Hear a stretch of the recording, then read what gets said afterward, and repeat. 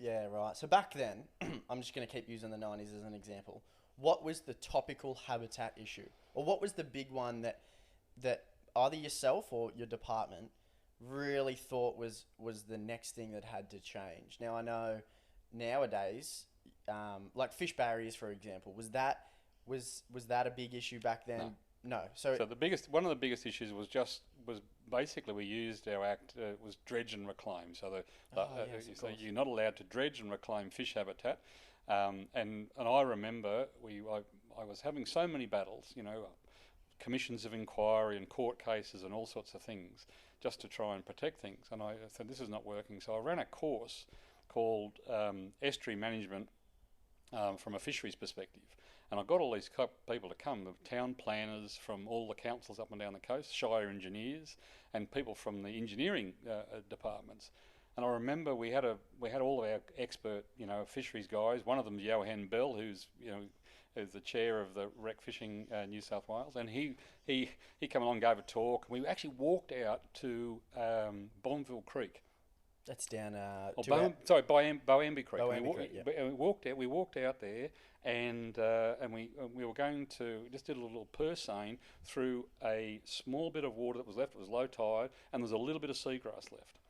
And I remember one of the chief engineers for New South Wales was standing. What are you doing this for? There's nothing in that, and it was like a patch of seagrass. It was about a metre square. Yep.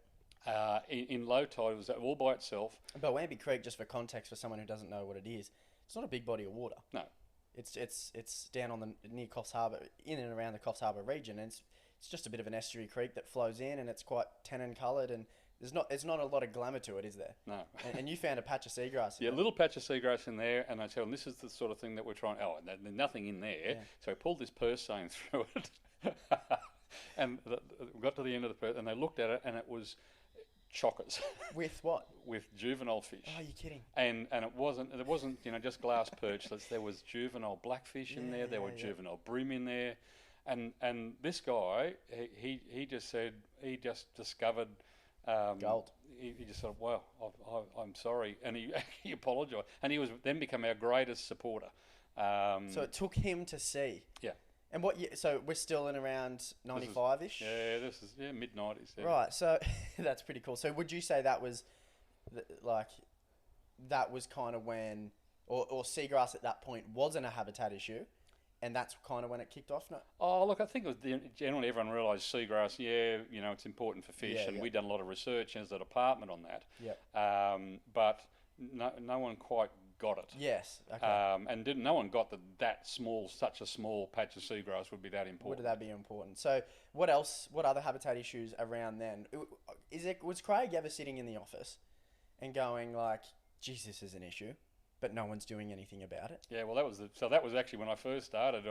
I had all these development applications to look at, and I went down to Newcastle because that was where I basically did Newcastle to the border. Yeah. And it was one of those things where I think, oh, look at this here, and it was a proposal for a development in Stockton, Yep. and I thought, and they were going to take out some mangroves, and I looked around. I thought, you've got to be kidding me! They've actually all of Ash Island, or Kooragang Island as it is now, was all that used to be all mangroves and salt marsh. Yep, yep. And I thought, what we should do is have create a project here and restore this. And so that's the start of it. So I then started to realise that most of the habitats that we were trying to protect, they're gone. Yeah, right. So they'd Simple gone as before that. gone before I'd started. Yeah. And so I started to think, oh, maybe I should be doing some restoration work. And so that was what then started taking up my Sparked the time. idea, yeah, Sparked yeah. the idea of restoration, and so then away we went. And then, so one of the big, if we fast forward to now, let's talk about some of the habitat issues that are around today. And a couple that come to mind for me, is one that you've talked to me about, is fish passageways or fish barriers. Yeah. And we'll get to all these shortly. Shellfish is huge. Seagrass is still huge. I don't think that's going anywhere.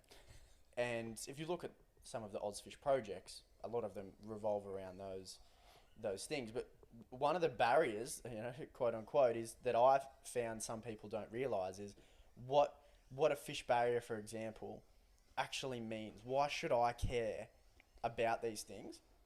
And it wasn't until we had a conversation on the phone that you explained it. as how important it is, for example, the Australian bass. And I feel as though, talk about the penny dropping for that guy in Boambi Creek. I don't think it's till someone actually realises what a bridge or a causeway or a drainage system through a river or a creek actually does until they'll realise, right, this is a big issue. So in terms of putting a bridge across a river, for example, what does that mean for a native Australian bass? Well, poorly designed, bridges that have, particularly in small creeks and rivers, often were designed just with pipes. They'd just put a pipe underneath it so that it was cheaper. Just lay the pipes down, pour the concrete over the top, and away you go. And so these things, there's thousands of those all around New South Wales.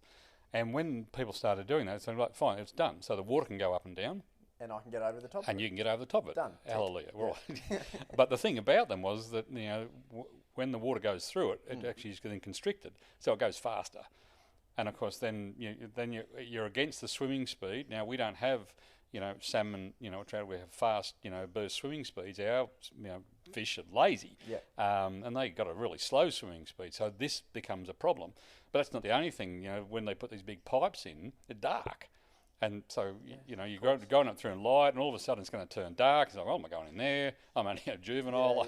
I know this is danger, so I'm going to stay out. So that's another reason not to go in there. And it restricts them from basically going from one pool to the next. Yeah, and this is the other thing, is that the places that used to have lots and lots of fish upstream, so you never fished them. And I'll tell you why. Because you're your age. I'm not going to say how old you are, but like you're going to have to get to guys who are 80 or 90 to come to places before some of these things even went in to actually remember this place used to be full of bass, for instance. And now it's not.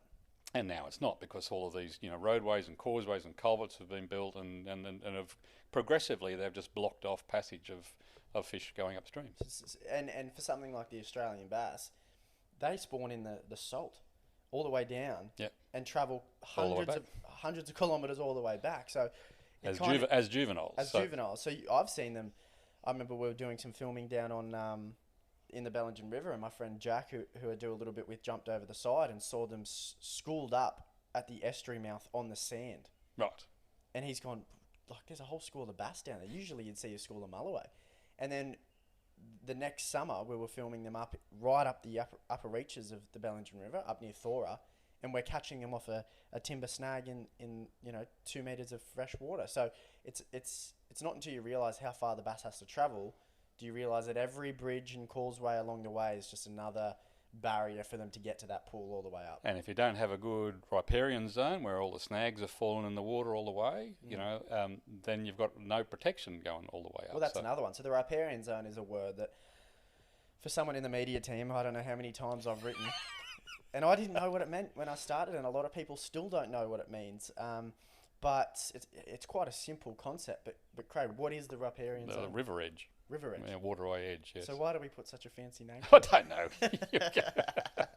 I'm kidding. So that's basically to do with that zone between the water's edge and, I don't want to put a distance to it, but where the trees, the shrubs, the grasses grow. Well, the distance matters. Distance does matter, right? Yeah, because the further, the bigger the riparian zone is, the more chance it has of taking out water, improving water quality. So that's part of the value of a riparian zone. The other is rivers move, and so everything eventually they start to meander and move away, do certain things.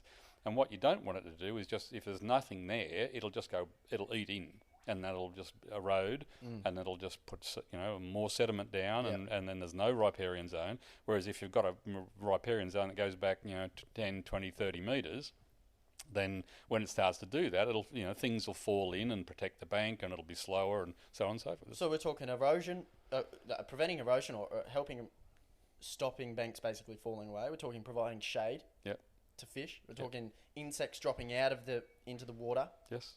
We're talking providing woody habitats and snags lying perpendicular into the water. And for someone who does a lot of fishing, you might not have thought of about that before. Next time you're on the river chasing a bass or a cod, just think about where your last 10 casts have been. And I can almost guarantee they're going to be at a woody, like a woody habitat, woody snag, a tree lying down, or they're going to be under an overhanging